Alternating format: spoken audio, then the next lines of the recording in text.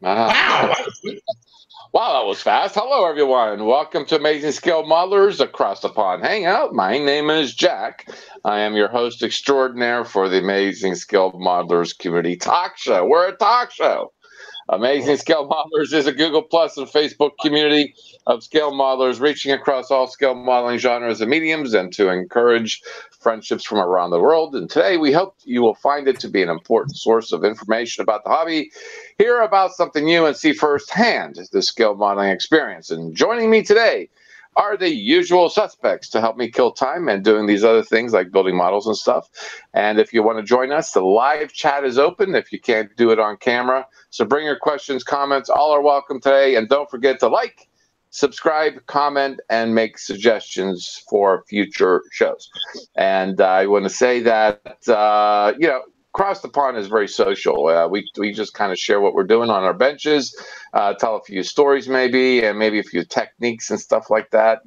Just kind of, I think they call it camaraderie. I think that's what it's called. That's what it is. That's what it's called. And Sundays we try to tackle the serious issues and goings on in the hobby. So that's going to be more stuff. And we haven't really figured as to what we're going to talk about, but I've had a couple of suggestions which are kind of odd, but certainly we're not the normal bunch anyway.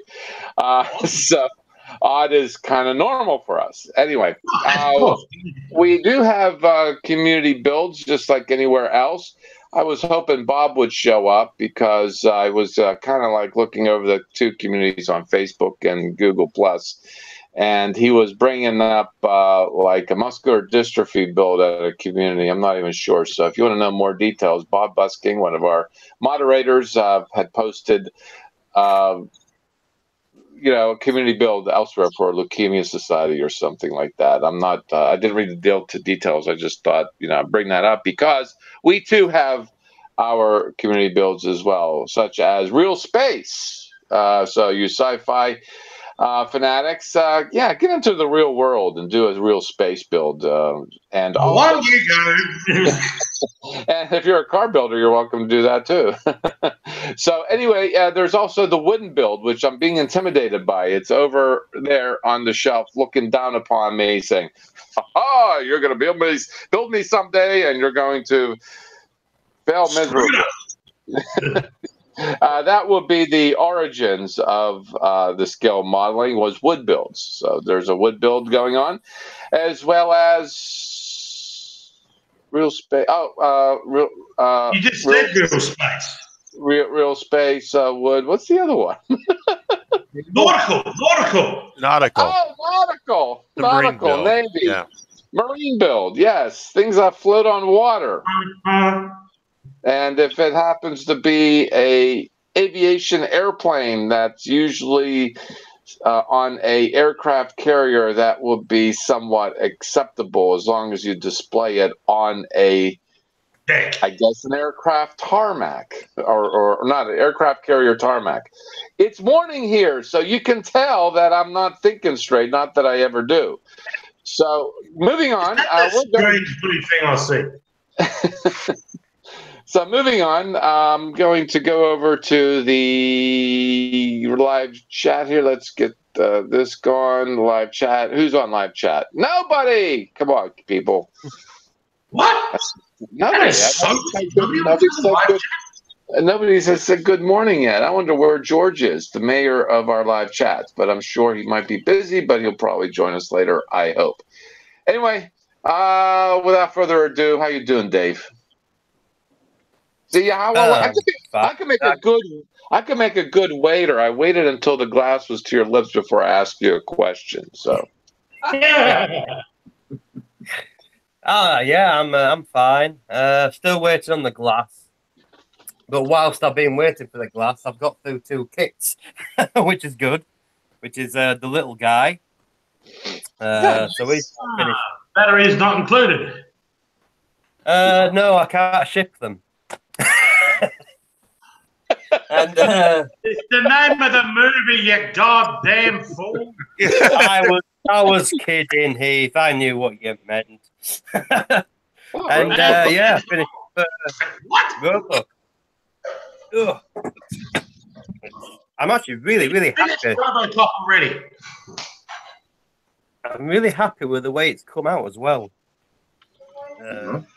Already have. I like the metallic color. You want to say, Randall? Actually, I like the metallic color and the armor. Yeah. Well, all I used was, if I can find it, was a just metallic grey, and then I used iridescent blue. Did a coat of that, sealed that in, and then I didn't have any purple or lilac, so I just mixed blue and red together, and just shot the whole thing, all the armor with that, and when you twist it in the light, it just really pops. It's really nice. So, but yeah, that's about it. I'm just working on like a diorama for him to stand in. But yeah, we're just waiting for glass. It's about a week overdue now, so I'm getting fed up with this company. I think I need to go find something else. I keep ringing them up, and it goes, "Oh, he's with a customer. Can he call you back?" Right, that's fine. And then a full day goes past, and then I ring him back again. He's with a customer. Blah blah blah. And I've been trying to get hold of him since last Thursday. So after I finished here, I'll probably give him another ring. He's with a customer, I'm sorry. Yeah. Boy, for somebody who I consider an overachiever in the hobby, that's not a lot.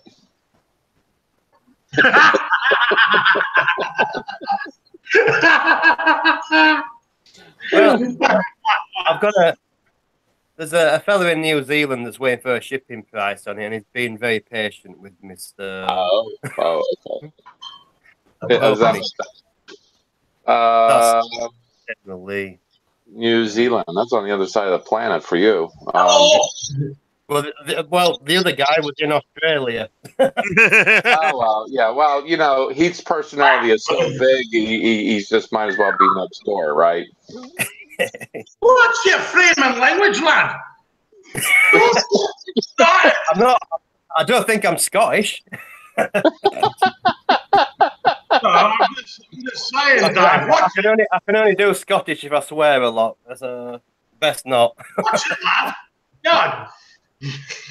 I'll come down now and I'll knock your ham and teeth in if you're not careful. I'll have to get my passport first, though. I guess that it is true. Then Scotsmen do have a certain grip on the English language that we all don't have the same grip on. So, well, okay, you've got those two things done. Battery's not included. I don't know what's the character's name. Well, Weems, or little guy, or little fella. Yeah. Whichever. Okay. And RoboCop. Now what's next? I do have this, but I'm very reluctant to start it because it's going to be an absolute nightmare. ED209. Ooh, Yeah, but it's really dreadful. What is it? I'm sorry. Ed 209 from RoboCop. Ed 209 from RoboCop. You can see that it's really warped. Because I were. And the detail on the guns and all that, it's really poor. So I've only been doing like quick builds, but I think this one would take quite a while to fix it. So I don't know whether I'm going to start. I also had the DeLorean as well to start from Back to the Future. So fancy lighting that up and putting some effects that would in definitely not be a quick build. No, I know, but you know. You know, it would be kind of cool as a diorama to build the flying one and have it kind of hovering near the Lions Estates billboard sign. Yeah. Cool. That could Well, be. it's the Mark II version, so it is the flying one. Oh, is it? Well, it's actually just a bit of magnet. Put a magnet underneath. Yeah, I thought about that too, Heath. Putting a huge magnet underneath it and having it float. But I don't know. Well, you know. But yeah, that's all I'm up to, really. Yeah. I'm just working on the diorama. I'm just talking to George here. He's still working on his motorcycle, and right now he's also doing double duty, watching 12 O'Clock High right now.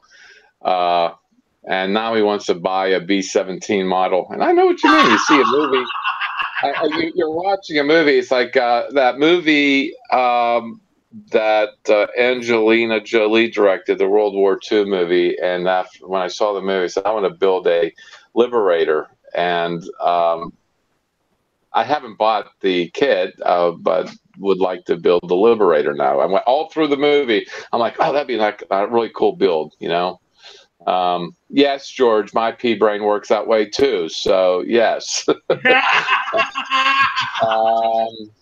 Yeah, well, you know, with that being said, though, one of the sci-fi shows that I was getting involved with, The Expanse, apparently it's being canceled by Sci-Fi Channel, which isn't really a mystery that they're canceling it, because they cancel everything that is good and nothing that sucks. So hang on, Liam's trying to get your attention, Jack. Yes, it has been renewed. Oh, by Sci-Fi? By Amazon. Amazon, yeah. By Amazon. Oh, good, because I subscribe to Amazon. Okay, that's good news. Because I wanted to scratch build. I don't remember the name of it. The main ship. The Rocinante. What?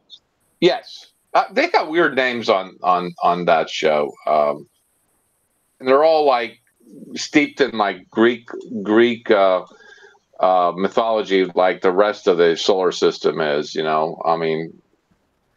Kind of a Battlestar. Well, Tycho was a what? Tycho was a scientist, I think. Yes. Yeah. But Tycho is also a crater on the moon. But Tycho in the series is like a space station or something like that. But no, I shared it a couple, maybe across the pond or ago, maybe more, maybe one or two ago. That what it looked like. I had like a file picture of it, and it seems like it'll be an easy enough scratch build to do one of these days. So yeah. What? I don't even know what I'm saying anymore. Gee, look, what is this? I got some screen shares to share, and it's it builds from the community. Yeah, I'll get to you, Heath. Hold on to your gutchies there. Because I didn't do this last week, and I feel ashamed because this is the format of the show. Between intros and talking to you all, I do screen shares from the community. It's kind of the only way I can get them in instead of doing them all at one time. This is, what is this? This is Johnny Johnson and a Corvette. Corvette Stingray. Stingray Drag Racer, yeah.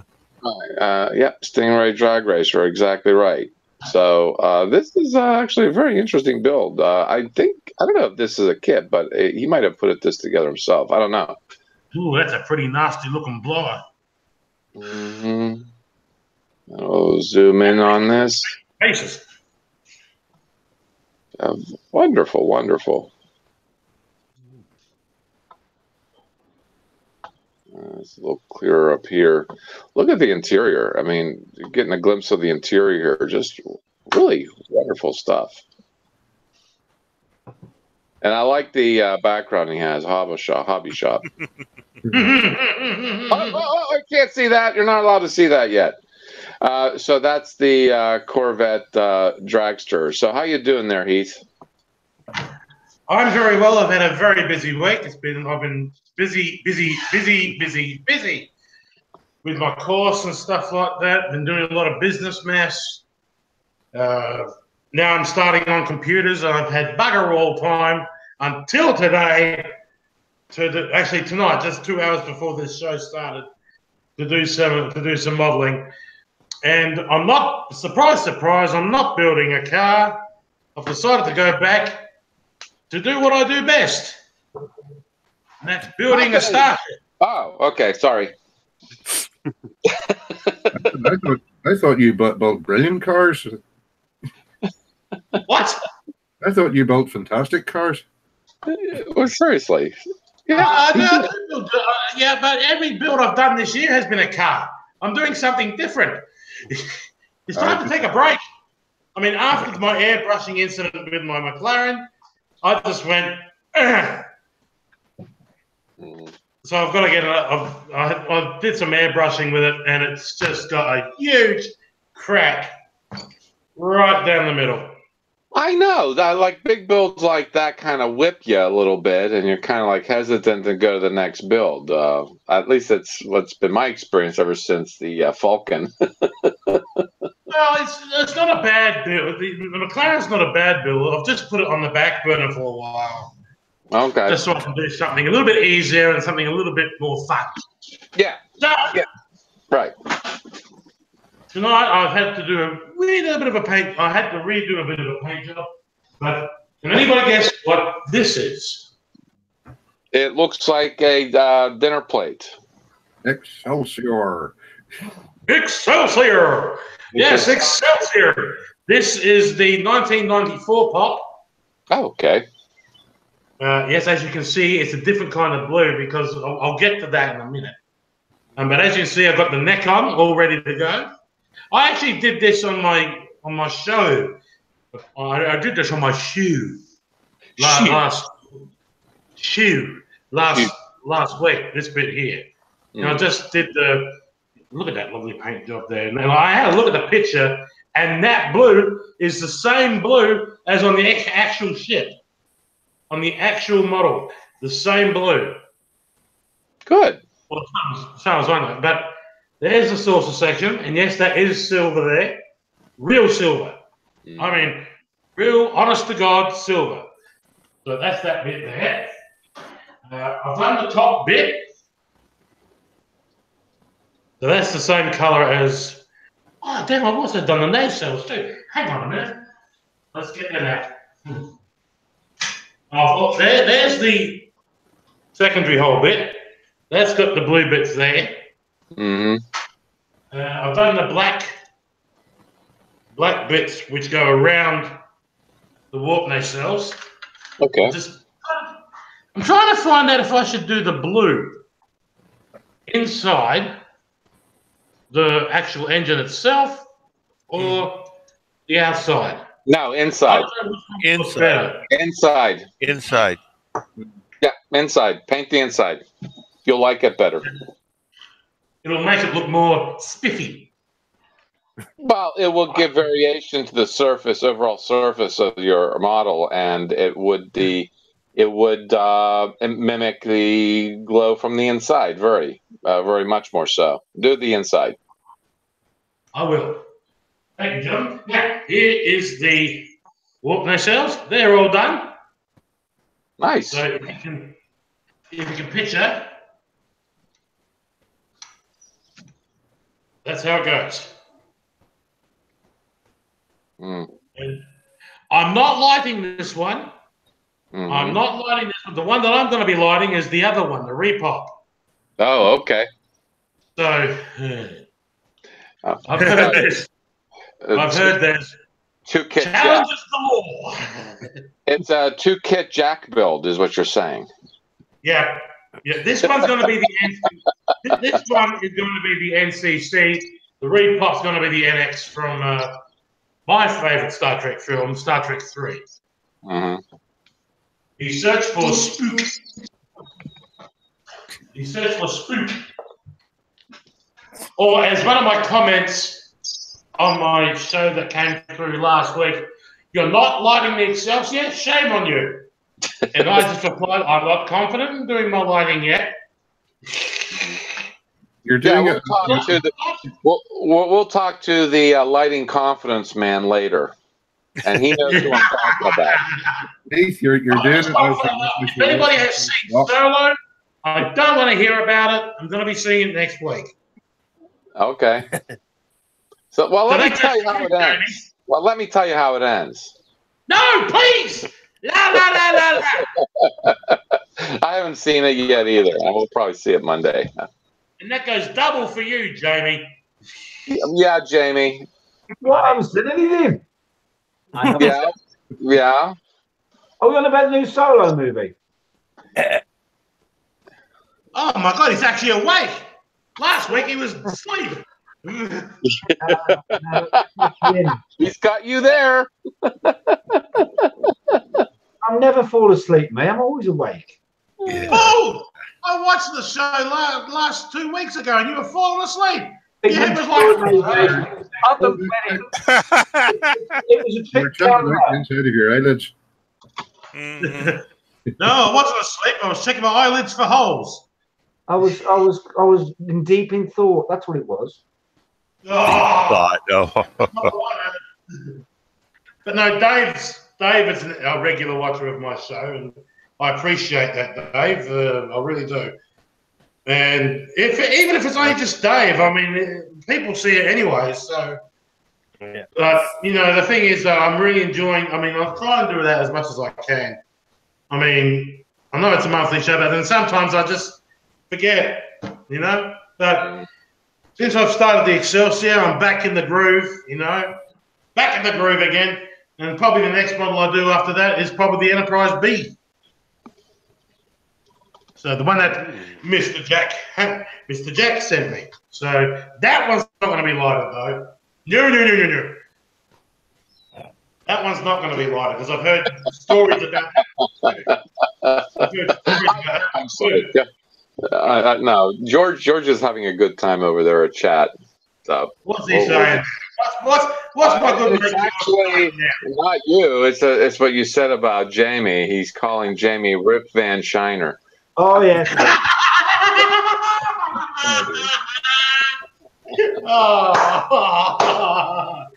Well, you've got Rip Van Winkle, Rip Van Shiner. Which one would you prefer? I'll have you know, I have that illness. That's your first. And I'm going to suffer from narcolepsy. Is that it? Is that everything? That's me done, son. All right. Let's see. What trouble can we get into this time? This is this is for George. George, since you're working on your motorcycle, and I swear, oh gosh, who is this? Well, it's Lee Chambers. Lee Chambers from Google Plus.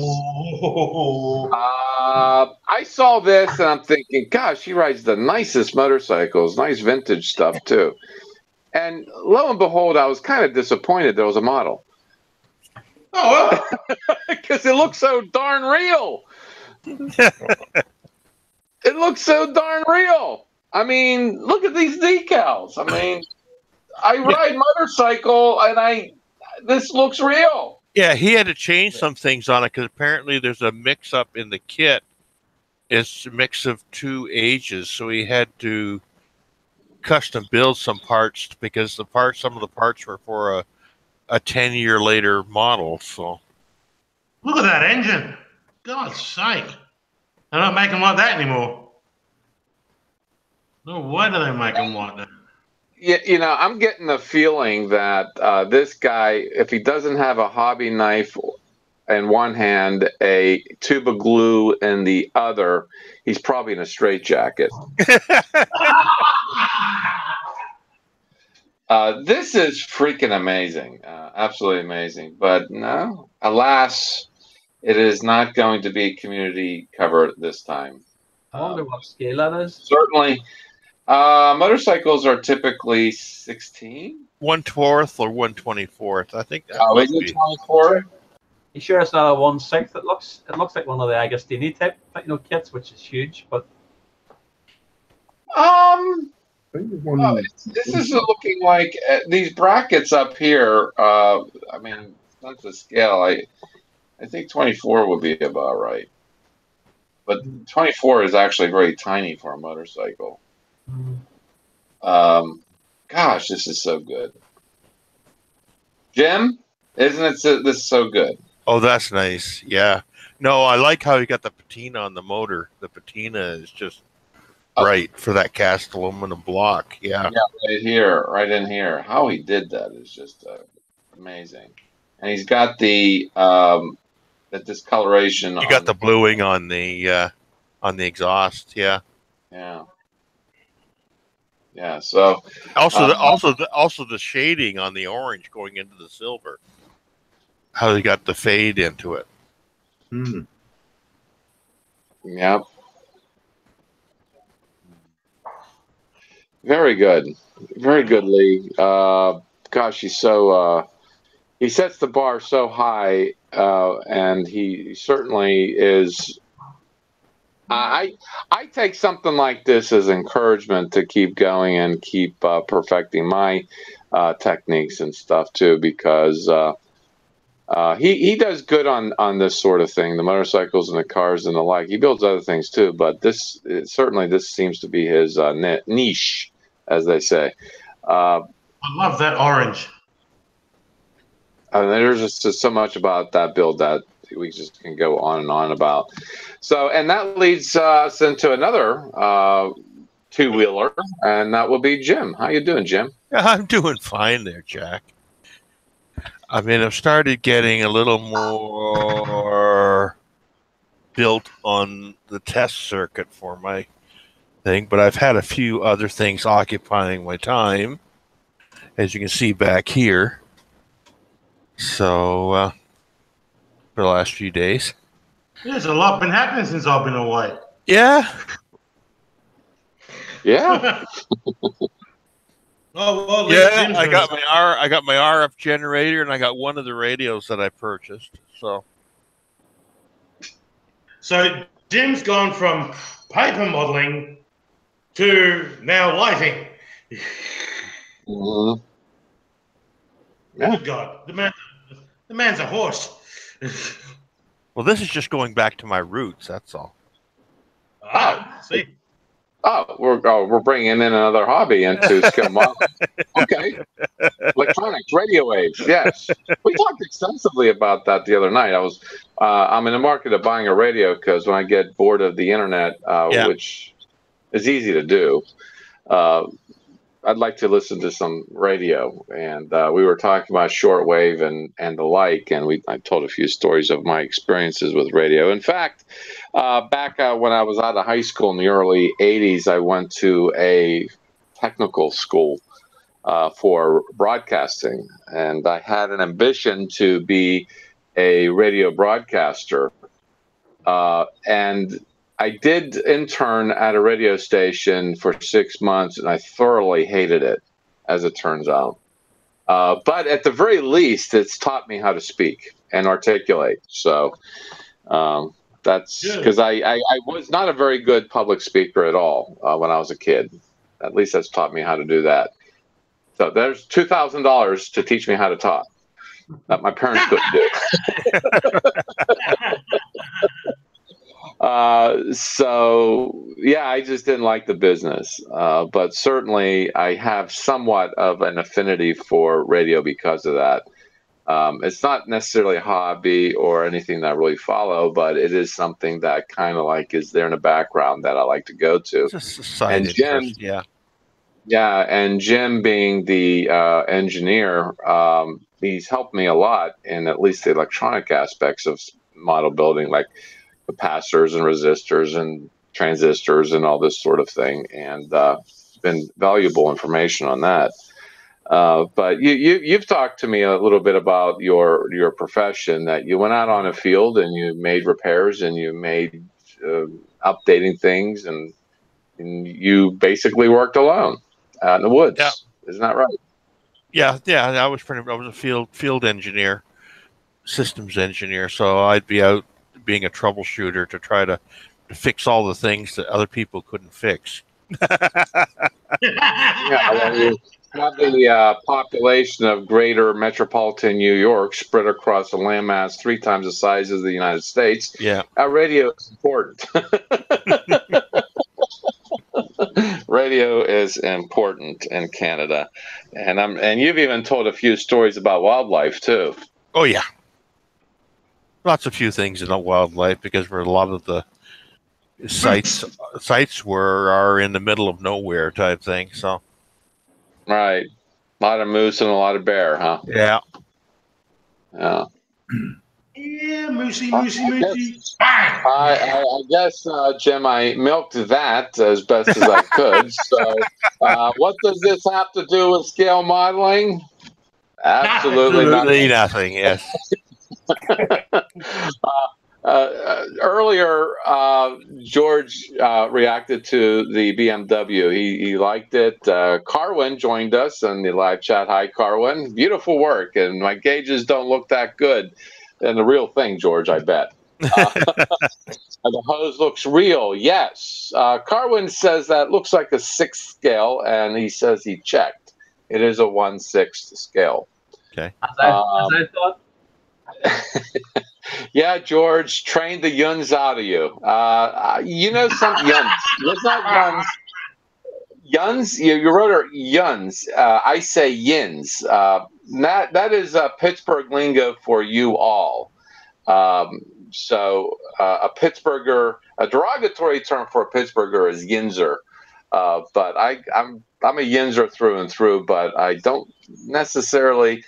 I have the accent, but I don't use the lingo very much because it really grades me because there's people around here that use the lingo. It's sort of like going to Saskatchewan, and keep hearing and it kind of like after a while you kind of like don't want to hear that anymore. Thanks, George, who lives 30 minutes from me, pointing out the word yins or yuns, as some people say yuns, as you were putting it. But anyway, what does this have to do with scale modeling? Absolutely nothing. So moving, if that's it there, Jim, I'll move on. How's that? Yeah, sure thing. Okay. I don't want to shortchange your time in the sun here. Yeah. All right. So, I love that. I had this. Brian Kirby was a community cover just before this week, this couple of weeks, and I had Del Rio that he made. And it's this is one of those things where somebody comes up with something and say, if I would have waited another week, this could have been community cover. This could have been community cover. I have never seen a tractor in any of the communities. This is actually pretty cool. This is on the Facebook community, and he's actually done some research on this, and he takes us through the paces of his research. And so he researched the color and everything on this. Absolutely stunning. Right off the showroom floor, for sure. Hasn't got the I've actually seen a dragster tractor, believe it or not. It's weird. It's black on the wheel. Yeah, it's a showroom beauty right there. And he's even has a shot of it being the body panels removed, and he's done some cabling, wiring. Gosh, if you would have posted this before his El Del Rio, this has been easily a community cover. But since he's already been, I'd have to move on to others for community cover. And so we'll go to the confidence man. How you doing, Jamie? Hi guys. I promise I won't fall asleep this time. Well, I've had quite a busy week actually. As you know, I'm doing the toss again. No. Yeah, The last time I saw you were doing the Flaming Franklin. yeah, I finished that. That's done. That's, What? You've been away there. You've been away. Where the hell have I been? Oh, that's right. Flaming bloody cool. yeah, I'm doing a build log of this because people keep sending me little messages and asking me what I'm doing and how I'm doing it, because I've never really done a build log of this. Many people have. It's my first time actually doing a full build log of it. So that's what I've been doing, and I've cut. The toss is basically 3 kits in one. You got your hangar, you got your bridge, and then you got your actual ship. So at the moment, I sort of I'm at this stage. So we have these all ground down, winded up, and mast. Huh? So we're done. The biggest question I keep getting asked is, especially when I'm doing the actual. See, these are all done, so the windows are all in these, and light blocks and everything, so they're done. And the saucers all done. So people said to me, why have you put black on the outside? It's basically because when I mix the grey, it not only acts as a super blocker for when the light doesn't come through at all, but it also mixes in with the grey I use. So I'm going to do I don't know if you ever seen a show called Blue Peter, but I'm going to do a little, this is what we did now and this is what we did after. So this is like pre-done on the top. So this is ready now for the first coating of my mix of grey. So this one. That looks like camouflage for outer space. Yeah. So this is what you end up with when you do grey. Ooh. Pretty. Yeah, so that's the mix I put up with, and it mixes it on top of the black, and it gives it the Enterprise look. And that means that it's light blocked. Yeah, it's totally light block now. You won't see through it. Like I said, all the windows are in. I'm using the masks I got from what's the name? They're all these are all masked up here, so it looks like it's completely grey, but these are all painted, and you see them? That's actually a good idea. That's actually a good idea there for these are the masks from Lou. So when I did that, I did this grey underneath here, which is a dark grey.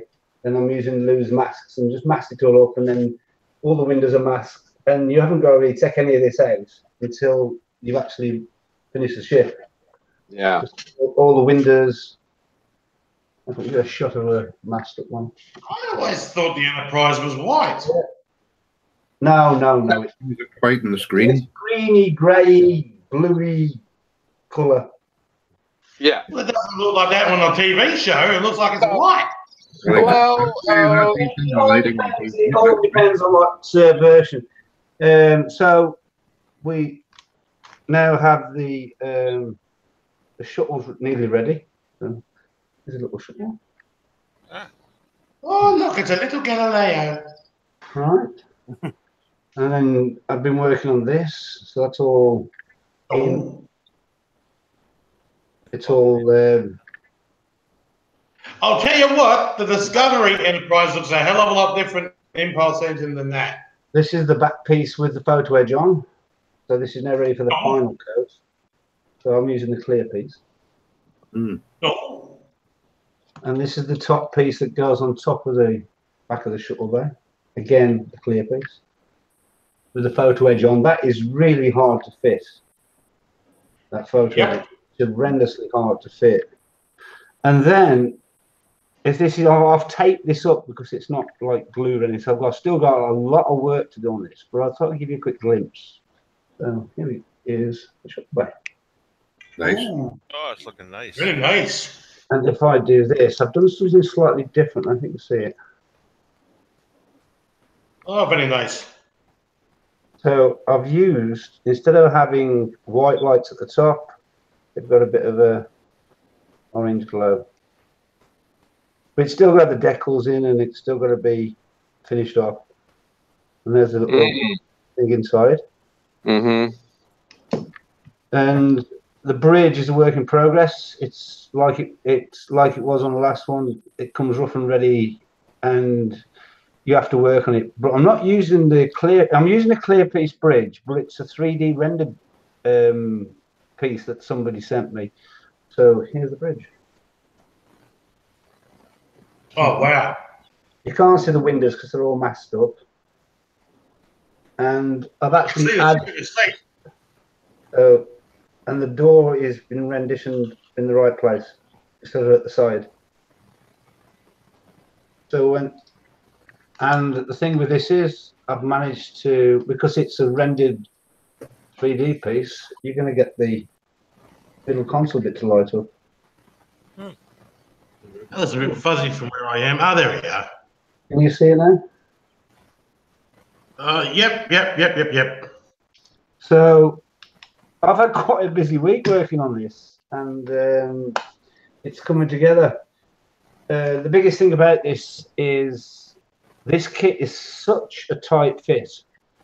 I cannot emphasize on this on two parts. One, it takes a lot of time to do the masking on the toss, because you've got to be absolutely bang on. If you do not keep these edges clean, you will struggle for it to fit together properly without having to have a big gap. And this goes on every single piece. And so you've got all these pieces here. And a lot of people know this, but some people don't. But this kit is so tight to fit together. These edges have to be clean. And this piece here, especially, you have to keep this extremely, no paint or whatever in there, because when you come to fit these pylons, a lot of people have fitted them and they've left with a gap they've had to fill. But if you keep these back really clean, like there's nothing, no paint or anything in there, no primer, nothing, then they fit absolutely perfect, and you won't have any trouble with the seam on top. And the other part you must do before you do anything, the hanger bay is so tight on this when you come to fit it. The first time I did this, I did what everybody else does. It was kind of like I light blocked it and then built the hanger bay, then tried fitting it, then ended up having to grind all this away, because you have to really grind this to an inch of its life. I mean, if you look here, and if can you see the thickness of this? Right, if I move along, look at the thickness of this. Thins out. See it? Yeah.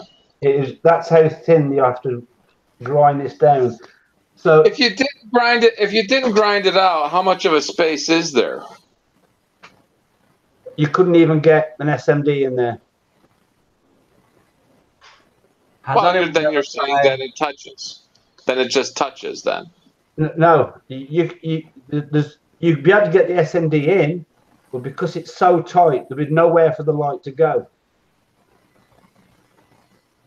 I'm just the question. I guess the question I'm asking is: it like a millimeter? Is it 2 millimeters? Because I ran into the same problem. It's less, Jack. It's less than a millimeter. Okay, that's the same problem I ran into with the Falcon cockpit, and I used the photo etch. And even with the photo etch being so thin, I still didn't have much of a gap there at all. The reason you have to grind this down before you paint it is not only you have to grind down till there's nothing on the back here. You also it's the windows. When the windows go in, that pushes the space even smaller because you've got the thickness of the windows. So you have to cut all the windows up and literally grind them down to nothing till they're virtually in separately. So you cut each of the windows separately to put in, so you don't lose that little bit of a gap you've got. So when you come to light the back, I did it on the last one, it worked. A lot of people are having trouble getting these to light up here. And what you have to do, you have to angle an SMD in the corner here and at the bottom here, facing out this way. And that will light up this part of the back. Well, it's fiber optic by that point. You'd use fiber optic for that. No, I just use an SMD. I understand, but in that circumstance, you can use a fiber optic. Yeah, you can use a fiber optic, but the SMD gives it that much more brightness to light those backlights up, so you can actually see them. Jamie, is it not possible as well to shave something off the shuttle bay itself on the outside? Yeah, if you look, the outside of the shuttle bay, when I can actually show you, because I've got the other piece. Give me a second.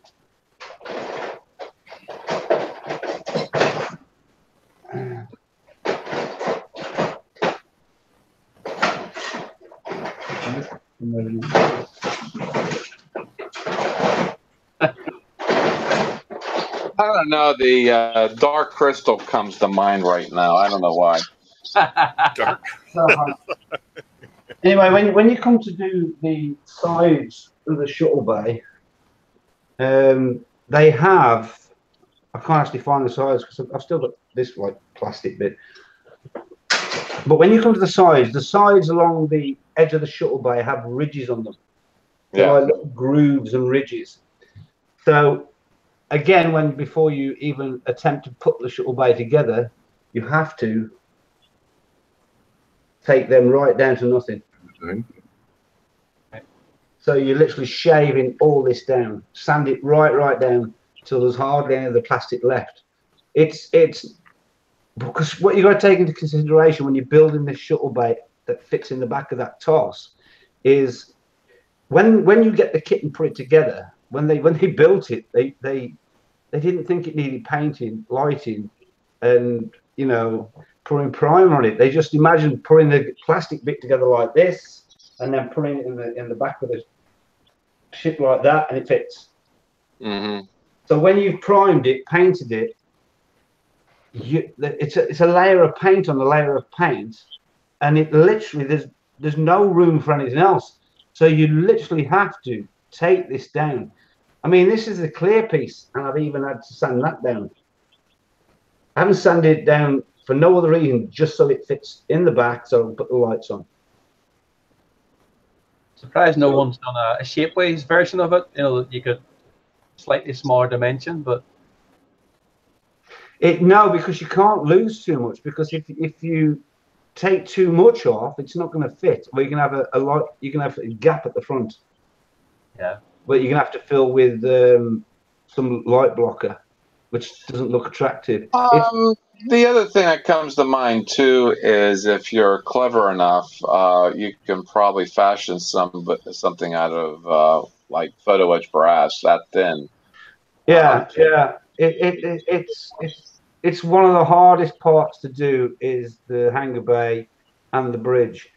I do have a tip for somebody with the photo edge. This is a little trick that people have often said: when you get the photo edge, you have to anneal it. This is true for a lot of the parts, but especially these parts at the back of the fantail. The first time I annealed the whole lot of this and I fitted the fantail, you see how smooth this is? There's not even a lump on it where I've actually fitted it on. It's too close to the camera. I can't see it. There you go. Yeah, there you go. And you see how smooth that's gone on? Like it's part of the actual piece. Yeah. Annealing is a technique of heating up the photo etch brass and let it discolor, and then let it cool, of course. And then once it's cooled off, you can bend it, and it bends in a much smoother way. Okay. Now, on this piece and this piece, it's the exception. If you anneal this piece, you're going to get little ridges along here, It's like when you bend it around this, you've got little bumps in it. Sort of creases rather than bend. Yeah, like creases in it when you're putting it on. So when you come to do this, to get this finish, so it looks like it's part of the kit, all you need to do is cut this piece out, get yourself a small pen, and then slowly bend it in like this. Not much, just a little tiny bit. Not so it bends to that shape, but just so it starts off. Then you pick the piece up, you put it on with like that, and then your fingers down the whole lot. You take it off, you put your glue on, put it back, put your fingers down, and just hold it. Just keep your fingers there until the glue sets, get your fingers away, and you will end up with a finished piece that's smooth and no creases or anything. Yeah, well, I can show you from technique like we use in the paper modeling. If you were to take your die that you're going to use to roll die and curve it on a soft surface, like a ideal is like a rubber mouse pad, and then roll it on there, you'll get that same method a lot easier, and you can do it that way by rolling your. I mean, there's several ways you can roll it, but the actual when you come to actually fit this piece, don't try and bend it on. Just curve your fingers onto it, like you're pushing down like that, pulling round, and just hold it, and you won't end up with a crease on this whatsoever. And when you come to do the windows on this, none of them fit. They'll push in, and especially when you're doing this piece, the windows they're in like 3 batches, and none of them actually fit properly. And the only way you can get them to fit properly is literally cut them up and place them in on separates. Or else, if you don't, you're going to end up with an untidy mess, and you have big gaps in the windows inside. But if you want to run flush, you have to break them all up and cut them up, and then put them in separately. And this is only like things I've picked up as I've been building this ship on the 3rd occasion now. I mean, other people have got different techniques of doing things, but I'm just trying to do it as I've been doing it, and it's like the easiest way of doing it. And I'm hoping that some of the tips I'm doing will help people when they come to build their toss, instead of coming to the pitfalls of doing it and saying, "Oh damn, I wish I'll have to try that next time." But when you come to do it next time, it's like they're expensive kits, these tosses and the refits. So this is the main reason I'm doing a log this time, is because I've done all the pitfalls. And what I don't want to do is I don't want to sort of get a piece, do it, and sort of go, we're working on the engine parts. That's how you do it. It's finished, it's done. You put the piece in, you sand it down, and you get this diffusing. So I want to actually, as I'm doing the build, I'm actually, do it and actually show people what I'm doing and how I'm doing it, because I think it's the way to do it. Even if you make mistakes, people should see why you're doing wrong and what you're doing wrong and how you correct those things. So that's basically what I've been doing all week. Well, on the live chat, Carwin, I think I said hi, Carwin, on air. Carwin and I got into a discussion about your hangar bay. We both agree it's just, 1, too much trouble. 2, we didn't see that on the original series. Why even bother? And he said too, if you're going to be building the bridge, it's all like the bridge or the hangar bay, maybe making a separate model of that, maybe in a larger scale, Yeah. And I think the only shot on the original series we got was from the inside, never from the outside. Again, hats off to you. All the best, and I hope you're able to succeed on it, because after all, you've had your failure on this kit. already, and I don't want that to happen again.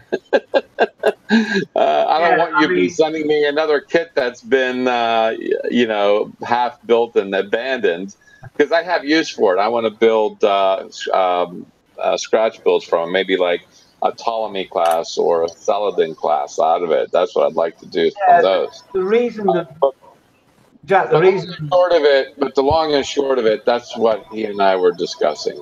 Yeah, I mean, the reason that they've done the bridge so you can actually see it, there is an episode at I think it's the first episode of the Star Trek series, where the camera pans into the top of the Enterprise and the camera goes into the bridge from the outside. And I think that's their whole persona of doing the bridge so you can see it. Because but the majority of the time we did not see that. That's the only time. Yeah, I mean, I was really contemplating of just putting the hangar bay door on and just putting the cover over the top of the bridge so it lights up and that's it. But I kind of like it with the bridge, and you can see all the dials, pulsating and glowing. And it's a lot of work, yes. I'm still going to side with Carwin on this and make it look like the Smithsonian. Now, that's been rehabbed the correct way. And I have not seen it yet, but from what I've seen in video, what they've done to the original model in the Smithsonian is spectacular. It's just the way it's supposed to be. Yeah, they haven't got the hangar bay open, and they haven't got the bridge open. It's a closed bridge, isn't it? Mm. Right. We have a new visitor on our live chat. Zionics is asking if this is professional. Well, I guess. We're as professional as amateur gets, I suppose.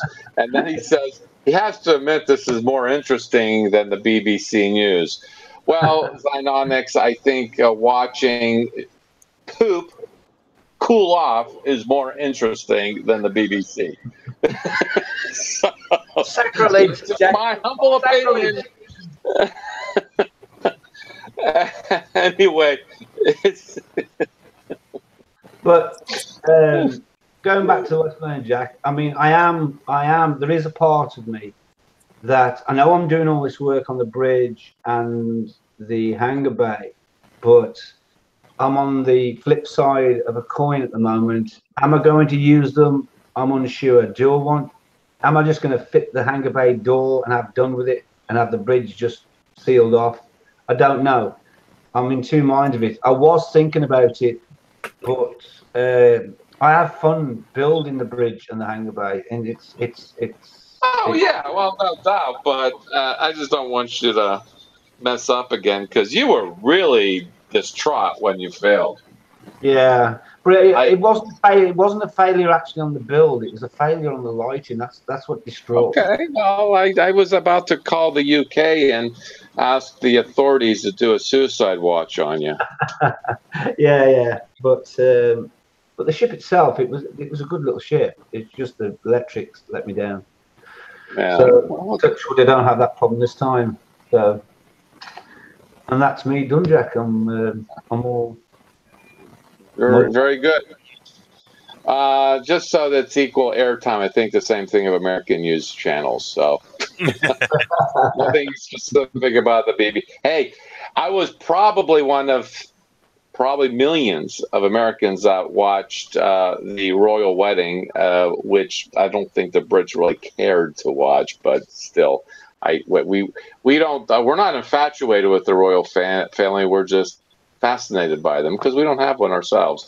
And now that there's an American kind of shaking things up, divorcee and everything else, I mean, she's quite the looker at the same time. So what does this have to do with scale modeling? Again, I'm getting off track here. So next share here is going to be this is still in the theme of cars. This is from the Google Plus community. Benoit Fischer or Fish Hesser or something.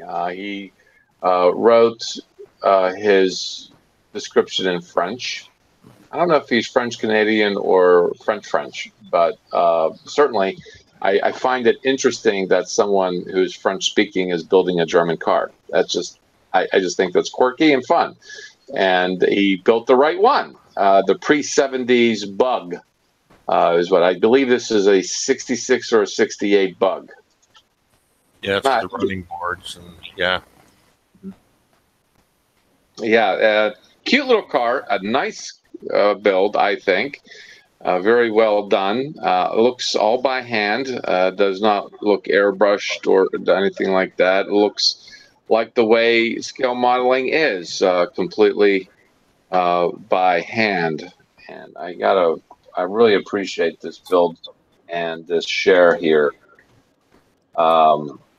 Although if I can get a 73 Bug, I'd build it, and I'd probably build it for my brother, because he's 14 years older than me, and he when I was a kid he had a blue one, but he went into the service as soon as he bought the blue one, and I think it might have been this model, but when he came back it was the solid bumpers, not the rail bumpers. Mm-hmm. It was red. And funny thing is, George, he named his wife to be and his wife that became called the Red Bug George. So, yeah, she named all the cars, and the Red Bug was named George.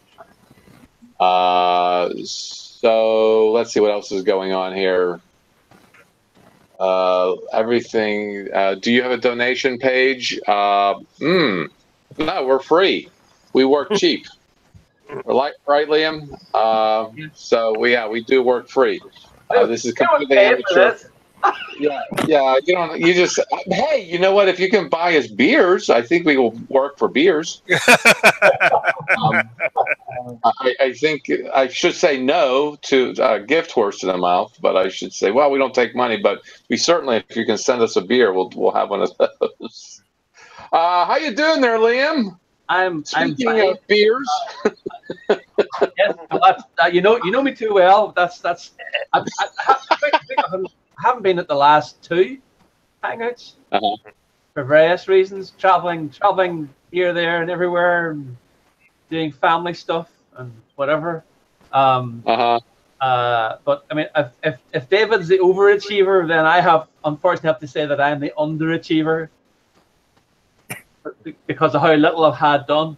The Enterprise, which is there, should have been finished if I would stop doing things. But being the person I am, I had a thought one night about adding a surprise in for the guy that is for. So what I've been doing is this. I'll just switch the camera. I don't know if you can see this arrangement of bits. So we have 8 little hook, which converts voltages from 9 volt down to 5 volt. Yeah. Then I got a little it's an MP3 player from eBay, which cost I think £3. And then that's hooked up to a little amplifier, which was 99 pence. So the whole thing is basically cost about a fiver, about £5 to get these different pieces. I am, however, having an issue with the speaker. I'll demonstrate why. Let me just connect the power. You may not hear this, but we'll try it and see. So, try turning it up. Try turn it down instead of turning it up. Hold on. What have I done? I've disconnected something.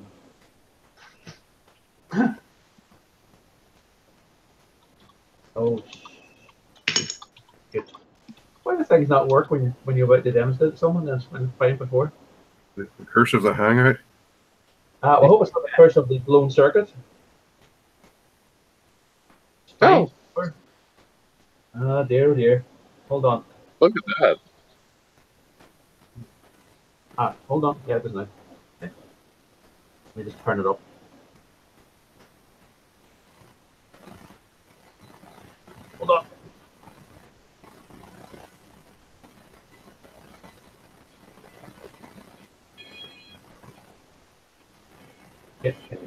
The issue, I think, is the speaker is too high a resistance or an ohmage.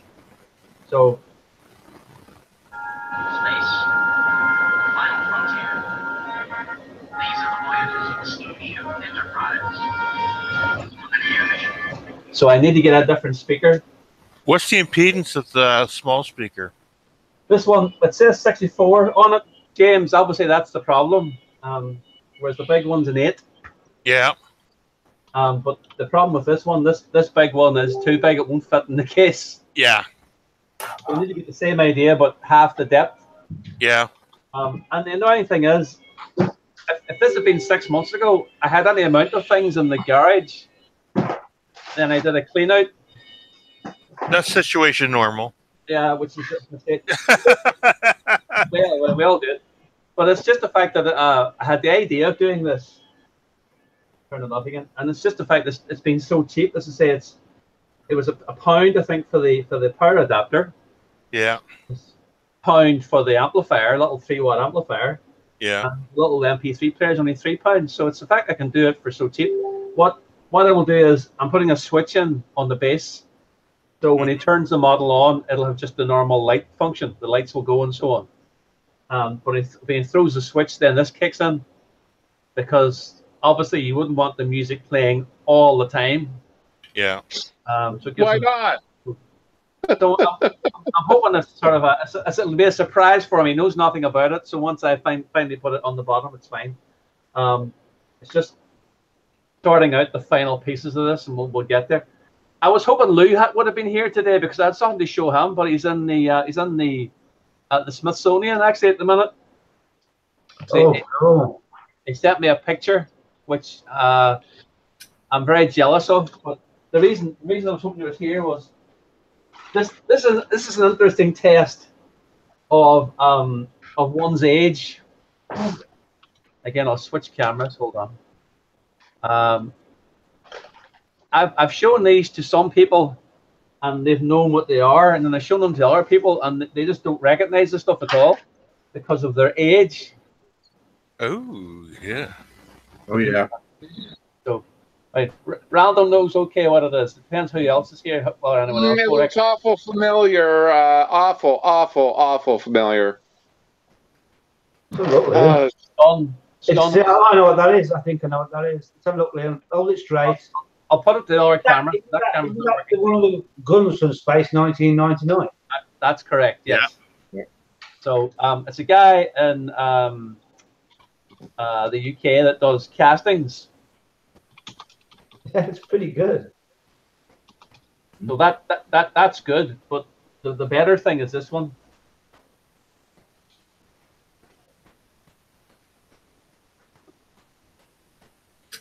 Which is the communicator. Oh God! Look, and look who's on it too. Boy,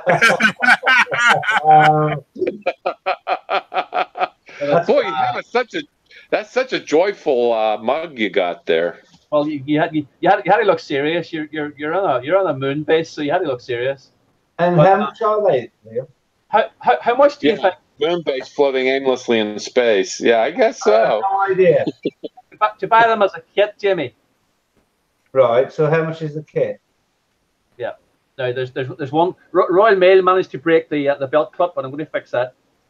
But it's a solid resin that weighs. It's really heavy. It's got metal parts. It's metal parts here and here. But the rest of it's just all decals and. But I thought Lou would have liked to have seen it. I think you'd be interested in them. But the kits are ridiculously cheap. For the blaster, it's £15. God. And for the comm lock as a kit, which comes ready finished, is £30. That's not bad, really, is it? It's a guy called Alex Jackson who does a whole range of Blake 7, Star Trek, what other series, Doctor Who stuff, a whole series of things. If you look for Century Castings, right? Let me check and make sure that that's right.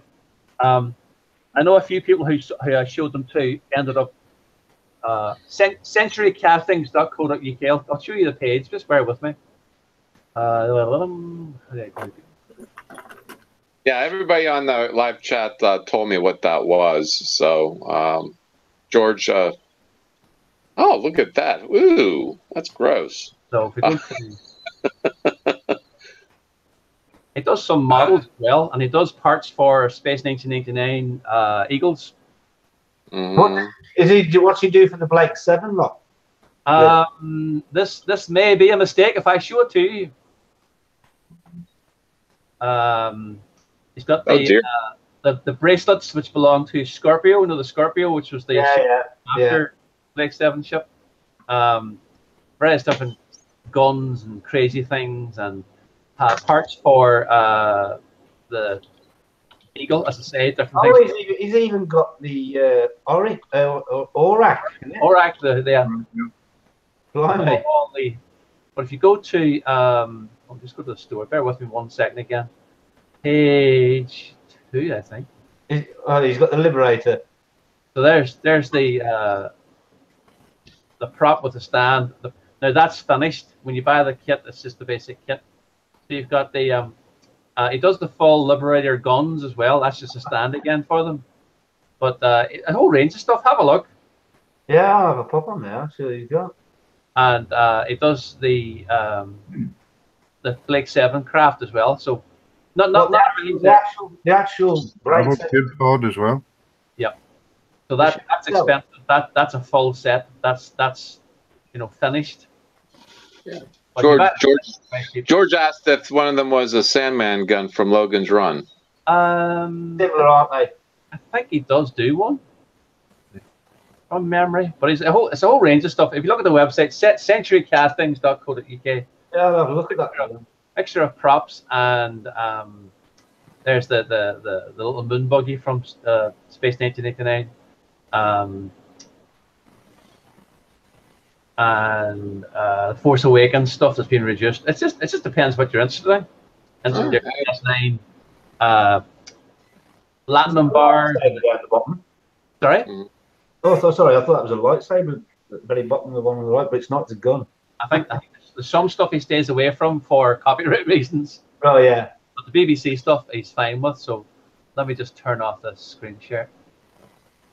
How did I stop screen sharing? Don't turn off. Carwin asks, does the ORAC come with a turn on off plug in the chip, I guess? No idea, Carwin. You need to check with Alex. Contact him. He's on Facebook as well, and he's just so nice to deal with. I got that stuff in return for sorting out a computer issue you had.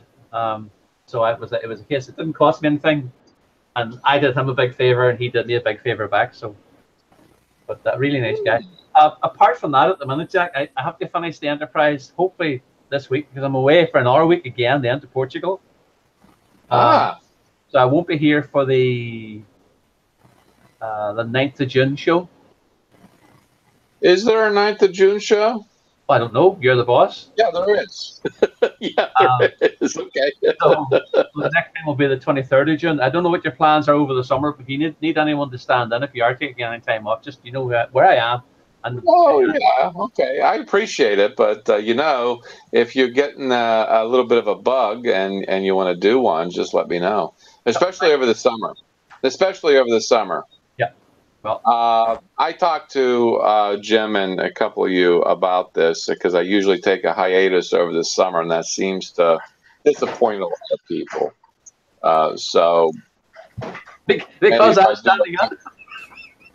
Yeah, well, if I do a hiatus, it won't be for like 6-7 weeks. It would be for something maybe just for maybe one showtime period to have off. But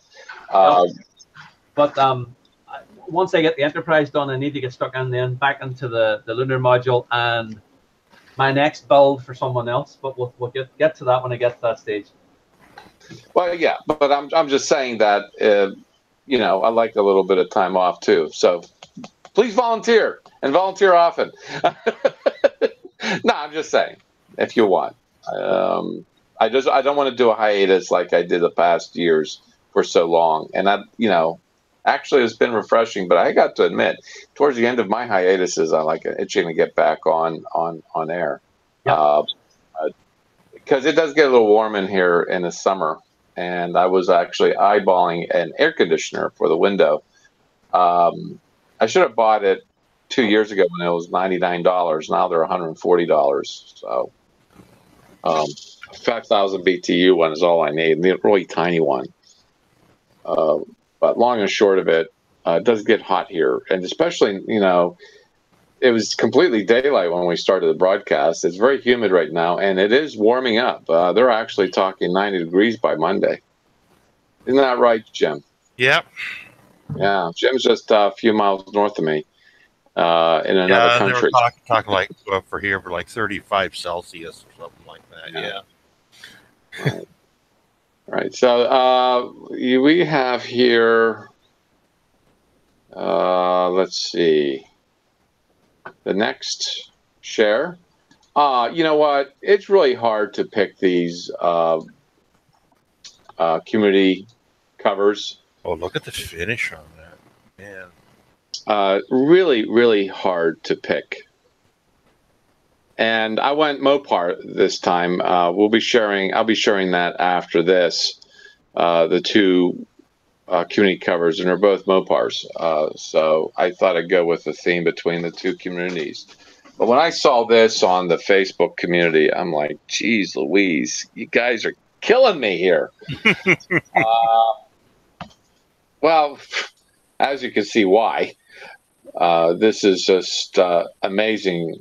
Not only model work, but photography as well. I like the fact that he's got the front end blurred, and it's like the back end is all highlighted and clear. And you could see that if these are, well, they have to be decals, there is absolutely no seams. None whatsoever.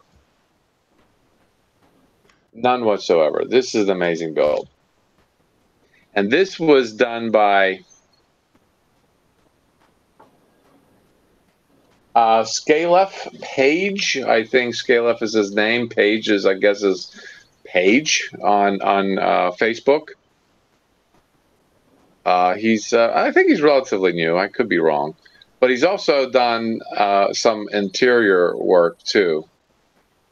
Impeccable. Look at the weld seams here.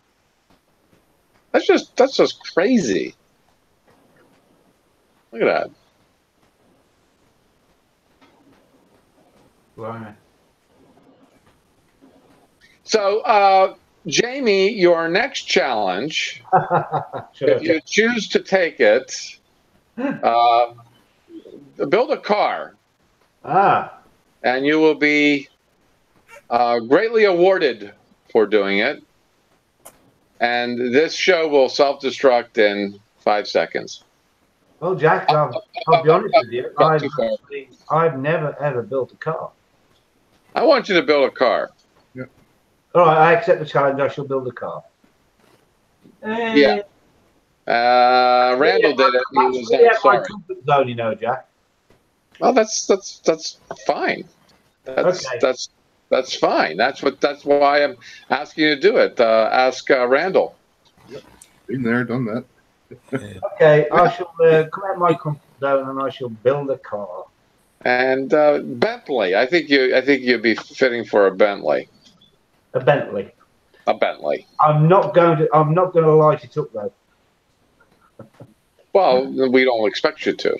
Oh, no way. I'm just going to. There are lighting kits for cars. Ralph does them. I think there's even someone does them for the radio control cars and stuff like that. You can. Yeah. No, I shall build a car. I'm not going to light it. Lighting the toss is good enough.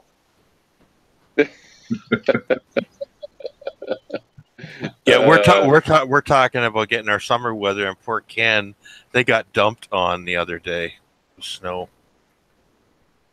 Where Ken Skeffington is. Ken Skeffington said you got snow. Yeah, they got 6 inches the other day. Oh yeah, I heard that there's snow in Canada all the time. Yeah. Yeah, there's snow in Canada all the time. And you can't say no because there is snow somewhere in Canada all the time. Well, there's snow here too all the time. You just got to go to the top of the Rockies for that. Yeah. How you doing there, Randall? Not too bad, Jack. Yourself? Cutting up a little bit. I'm good. Good. Yeah. I suppose my show and tell time then. Been very slowly adding weathering to this for the nautical or marine or naval build. That's looking so nice. Oh my goodness! Look at you. Look, focusing right. Yeah. Oh yeah. Coming through, Randall, yeah. It's really, really good. I can count the rivets. Yeah. Not that we're going to. Yeah. I've only got as far as making the first pass of the rust washes to the handles and stuff like that on the conning tower. I haven't tackled the rest of the hull yet, except for for the wash marks and that. Yeah. Randall, I'm very disappointed. Why? Wow. Well, I've just counted on that side. There should be 346, and there's only 345 rivets. Yes. No, you're wrong. It's 347. Oh, have I missed one? Nice. Yeah. No, it's really good, that, Randall. And it's very big, isn't it? It is, yeah. It's 1/7 Beautiful. scale. 72 scale, yep. You know, Randall, you know the trouble with a submarine that big is, if you ever finish, when you finish that and you ever show it, you will actually get somebody walk around, and actually count the rivets on it. Yeah. Oh, yeah. There's rivet counters every yeah, it's that big. You can actually see all the rivets on it. So that would be good. 1, 2, 3, 4. every model genre has its rivet counters. Oh yeah. Oh yeah. A car one. That wasn't very nice, but that was funny. Even boats that don't have rivets, they don't have rivet counters.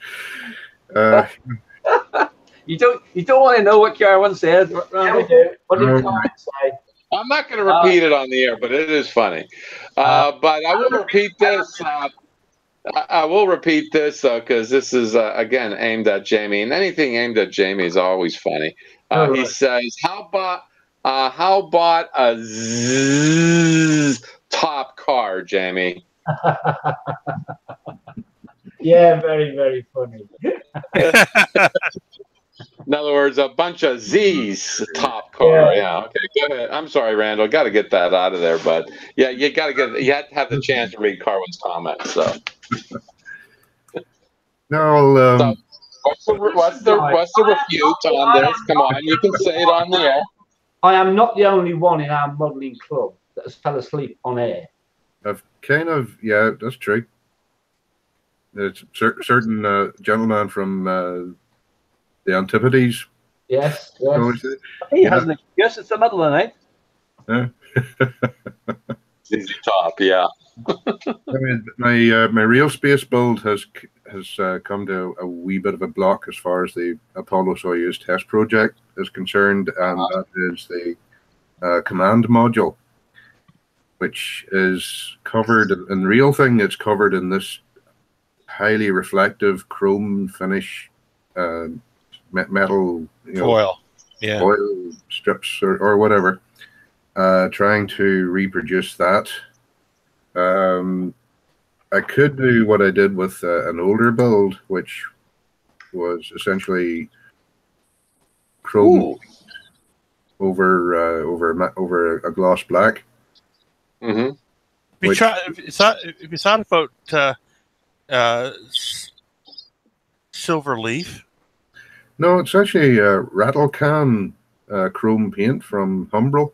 Okay. Oh, okay. And I did all Tamiya gloss black as a base coat with the can warmed in hot water to try and make the particles as fine as possible. Yeah. I did the same with the chrome paint after it let the Tamiya paint settle for a day, and that it came out like that. That was an older build that I have. But there's also other ways of doing it. There's bare metal foil, which I haven't tried yet. Yeah. I also used, get rid of that. I experimented with various things. Even this aluminium tape. Aluminum tape, yeah. Oh, wow. Yeah. Tried that, but unfortunately, I can't get it off the backing without creasing it. Mm. And even trying to polish it down, you still see the creases in it. So I think I might still go back with the chrome paint. Yeah, well, I was thinking of the hobby you can get it in the craft stores, the silver foil. Yeah. It's very, very thin. I've experimented with the Molotov chrome. Oh, okay. Yeah. Which Carwin just mentioned that. Yeah, Carwin just mentioned that. Comes out really, really nice, and that's just out of the can. That's not sprayed on. That looks great. Yeah, it's really good. Where did you find the Molotov stuff, Randall? It was in the model show in Scotland that I was at. Yeah, I thought it wouldn't be down the road. No. Not really, no. But it comes out really good, but trying to do it without the streaks. You don't see them on camera, no? Looks good on camera. It looks like you just painted it. Comes out rather nice. It does that nice, reflecting everything below it. Look. Yeah. So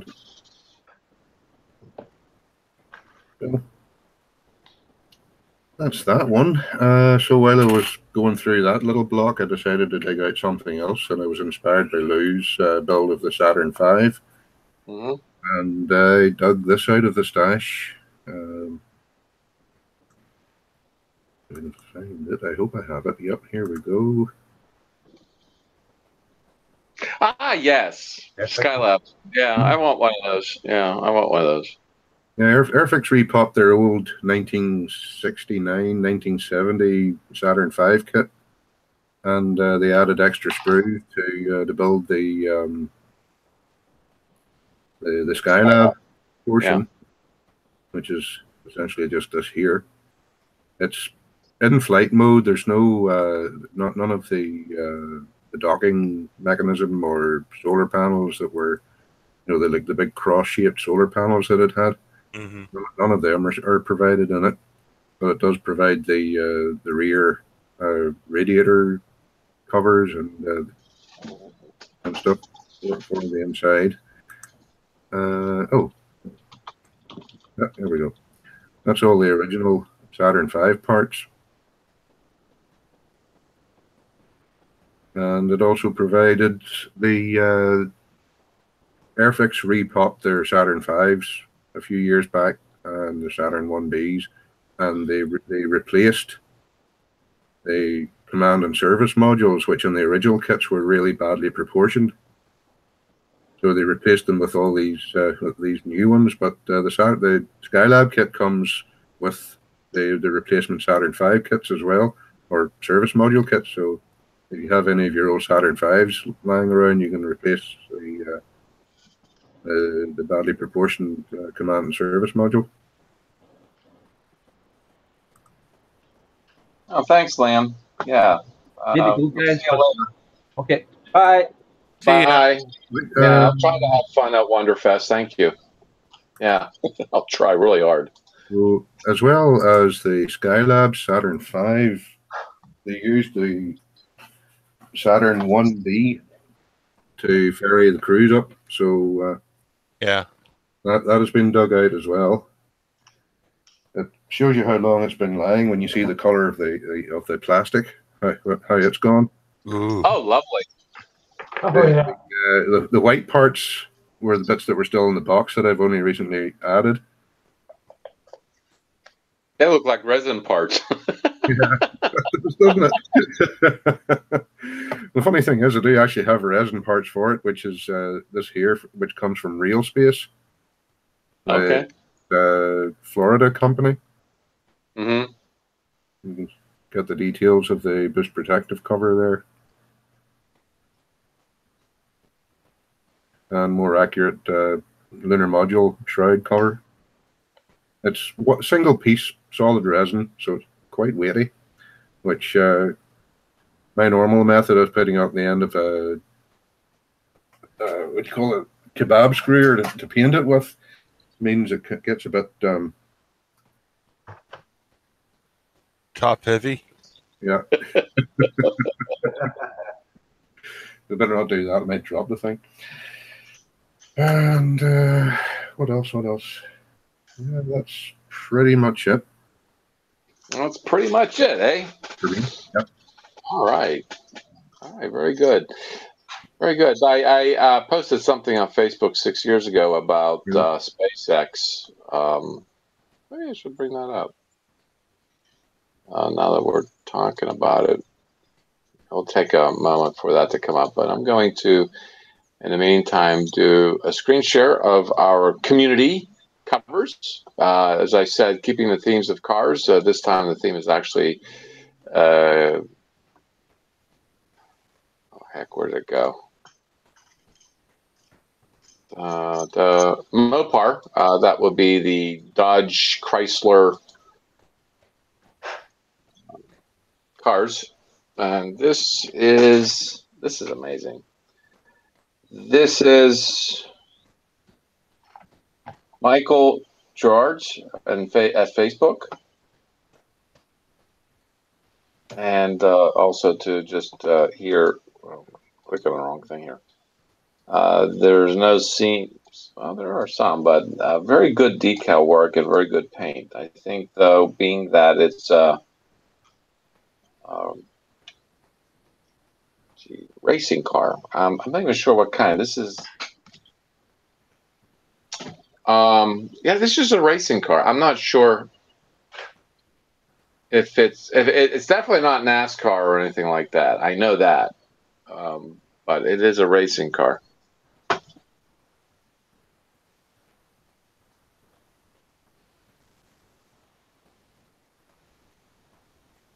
Yeah, people have left. It's gotten quiet. Yeah. He's got the hood open. He's got. Oh, I thought he was an air scoop on the roof. No, that's the hood. The hood sitting on the roof. Yeah. I thought it was an air scoop on a roof. Yeah, this is wired very well. This is done very, very well. I like it. I like it a lot. And this is the level I hope to attain, that I aspire to. And also, I have for the Facebook community, let's see. Benjamin Yagi. I mean, I couldn't get away from him. And his Plymouth. Yep. Charger. I just couldn't say, no, I can't do Benjamin, but he convinced me with this build. So it's like one of those, it's the same thing. When I saw the tractor, I said, if I would have waited a couple of weeks, I would have able to make something very unique but I try to get as many different people every year, different people. Benjamin has been community cover once before, but that was last year. And I was looking at this and thinking, I know he's going to post something nice. He always does. And I was trying to resist, but I just couldn't help myself. And these are some other shots of his Mopar.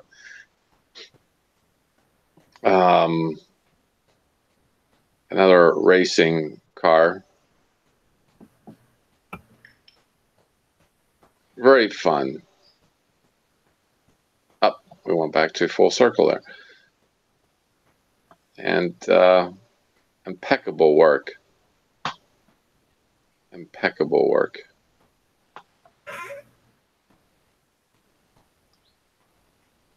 It has a used feel to it, like it's been washed and there's been used. Yeah. It's not like right off of the build floor. Yeah. Build floor. It looks like it's been used. It's been around the block a few times, and it's just been cleaned up, washed up. That's what it looks to me. And this is the photo I use for the Google Plus community. So yeah, that's community covers. And also, close this out. After the Millennium Falcon build, I was actually intimidated by this Japanese build, the Voyager, the Space Probe Voyager for my space build. I was intimidated. I'm not even sure why. I just was. But once I got through it, and I got through it really quick. This was a very quick build. And I tried taking as good of photos as I could with my phone. If this keeps up, I just might have to buy an iPhone. Difficult to photograph that in its entirety because of the length of the antenna, photometer and stuff like that. Yeah. Yeah, yeah. I made some attempts to do that, but it's always been on an angle. A lot of tiny, tiny, delicate parts, but not many of them. Certainly no very number of parts pale in comparison to the Falcon. Very nice fit too. Oh yeah, yeah. It Hasegawa made this. It was just I did not paint the whole thing. Hasegawa, like most Japanese kits, have their parts already molded in their proper colors. When it comes to the copper and the silver, of course, that's paint. I just painted directly onto the plastic. It's fine. It does peel because there's no primer on it. But I don't have a problem with it. I'm pretty satisfied with the build, and it was thoroughly a joy to build this because after the Falcon, I was just like I was whipped. I was really whipped, and that was a perfect build to do actually. After the Falcon, I was a little, like I said, I was intimidated. They even say in English, even not even in Japanese. I don't know if it is in Japanese because I don't read Japanese, but in English they made a specific point. Careful, delicate parts, small delicate parts. Certainly, they were delicate. I did break one of those things, but I was able to fudge it over. So it worked out well. The next up is going to be a car. Go figure. I got the cars on the brain. I asked everybody on the communities, how should I build this? Would it be a stock, street, or racing? Everybody agrees it's going to be a stock build. So, and yeah, Dave was even telling me to do Smokey and the Bandit on this. I'm like, I really don't want to do a black car with gold appointments. I just don't like that combination. And then I had to find a way to get out of it. And I said to them, this is a wrong model year. The front end is a little different on Smokey and the Bandit's Firebird than this. But I'm going to do that. I'm going to put it into the purple bath to wash it up of the release, and I'm going to get started on that. And I was also I also revisited another build that I started. It's the Mercury 9. That's going to be a lighted diorama, so I'm going to really take my time on that. That's a complicated build all of a sudden, but I just want to get something in and out of my bench to encourage me. That's what I do after a difficult build like the Falcon. I wouldn't say it was difficult. It's just dragged on for too long. 10 months is long for a build like that. Too long. So I just want to get back in a saddle and do some easy ones to get me through and say that I've done something and feel good about doing the hobby again. Because that did whip me. Yeah. So it's no secret that I'm going to Wonderfest. I don't know. I made the reservations at the hotel, and I'm thinking maybe I should call the hotel, make sure it's still there. I just have that paranoia of showing up and sort of being like Mary, no room at the inn, you know. So I'm going, and this should be interesting. I can't say I've ever been to a convention like this. As big of a Star Trek fan, I avoid Star Trek conventions like poison. because I don't know. It just would feel weird. And I think this is kind of not as intense, but in very much the same category, only because I involve myself so intimately with the hobby, as well as with other people who are in the hobby. And to know that there's going to be people there that might recognize me, but certainly there are people that are going to be there that I will recognize them. And that's pretty much why I want to go. And because I've been threatening for the past 2-3 years ago, but life finally got out of the way. I can go, and really looking forward to it. So next week is Wonderfest in Louisville, Kentucky. We'll be back in 2 weeks with the Across the Pond as per usual.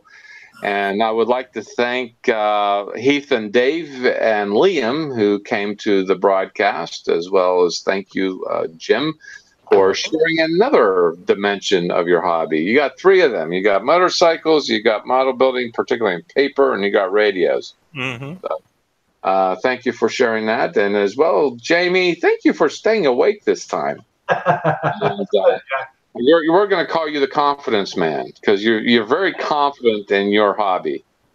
Do you know what my secret is this week, Jack? Nope. Ah, yes. That's the elixir of Heath that puts him to sleep. Yeah, it kept me awake. It puts him to sleep. And thanks, Randall, for stopping by and displaying our shop card so proudly and so prominently. You can push the drawer in now. I think there's a sub sitting on it. Yeah, I got a sub on it. Yeah, and if you want one of those, you can always contact me at got to promote this. I have a whole stack of them over there. Maybe I'll take them to Wonderfest, or at least most of them. Most of them. I don't know. If you want one and you're watching this, it's just a card. Where's my card? My card I embellished a little bit with Scooby. And if you want one a shop card, just email me at scratchandjackmodels@gmail.com, and I'll even throw a stamp on it for you. It's entirely free, so give me your mailing address, and I will send you one. If you're international, no problemo. In fact, the majority of the cards went to the UK and Canada. Go figure. And so maybe because they know I need a passport to go haunt them. I wouldn't haunt anybody. In fact, just on the live chat, George was telling me about a place about halfway to the airport from here. The airport's on, it seems like the other side of the state for me. And they say he has the microbrews and all that stuff. If I'm into beer, that's the place to go. Quite an extensive menu. And it almost felt like he was asking for a date, because he says he's going there for his family. And we're dog sitting this weekend, so it's not this weekend. So what does this have to do with anything? Nothing. I'm just rambling. Thank you, George, and thank you, Ken, from Ken's Model Shop. Ken Skiffington even showed up and said hello. And Carwin, I'm glad you're feeling good enough to even be on the live chat too. So I hope everything is upward and onward with you and feeling better every day. And also, who else? George Carwin, Kens, the 2 Kens. And there was the other guy, the guy who wanted to donate money to us. It's like, oh gosh, that is such a compliment. It really, really is. Zionics. And I said, you can pay us some beer. And then said on the chat, I said, why don't you raise a glass of Guinness for us and you enjoy your beer? And so, yeah, we'll be here 2 weeks from today for the Across the Pond tomorrow. Sunday night is going to be the Sunday Hangout. Jim and I have talked about a subject, but I don't know. I thought about it, and I don't know. But we'll work something out, and we'll talk about something specific to the hobby. And until then, happy modeling, everyone, and good day. Have a good day. Bye. Goodbye.